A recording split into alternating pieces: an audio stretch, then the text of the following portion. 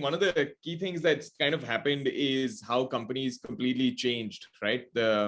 And so I was wondering, what are some of the things you all have done from the perspective of making work a better place going forward in this new kind of environment, right? It's no longer about in office benefits, perks, it's no longer about things like that, at least for the current future that we can see. So what have you and the team kind of done to really make work a better place the way it is today? One thing which has really brought all of us together globally as leadership, as middle management, as employees at large, is the fact that we are in this together. Yeah. And we're dealing with the unknown together. And Yeah. because there are more unknowns than knowns in this scenario, nobody is smarter than all of us together, right? So the banking on collective wisdom, the ability to accept that there are things which are out of our control, and Yeah. yet acknowledge that there are things that we can do.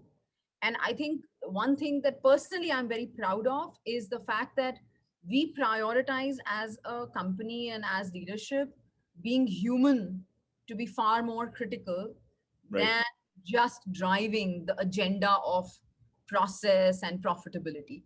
And Yeah. this is my personal view as an employee of Genpact, that in such times it is important for us to look at the human aspect of things, and it Right. has not restricted us to look at a unilateral view from the customers or humans we serve, but we have expanded the definition to say how we serve the needs of our customers and how we serve the needs of our employees.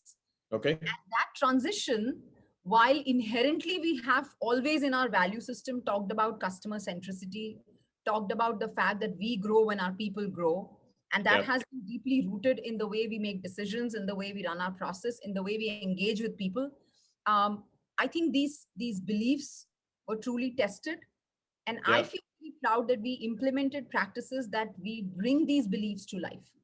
And Yeah. these are as little as, the leadership messages, as critical as creating a forum, a safe space for people to raise their hands and say that we are struggling and we need help, and Yeah. somebody putting in and opting in and saying, let me help you.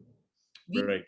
truly allowed and practiced and accepted the norm of boundarylessness that we learned from GE, and we've been living last so many years of our organization on those belief system of, every idea counts, it doesn't matter Yeah. from where it comes, and boundarylessness works, right? Team works, boundaries don't. And how we apply the spirit of curiosity and courage, and on the bedrock of integrity, to service our customers' needs and our employees' needs. So, be it setting up the wellness agenda in the company, how do Yeah. we signed up with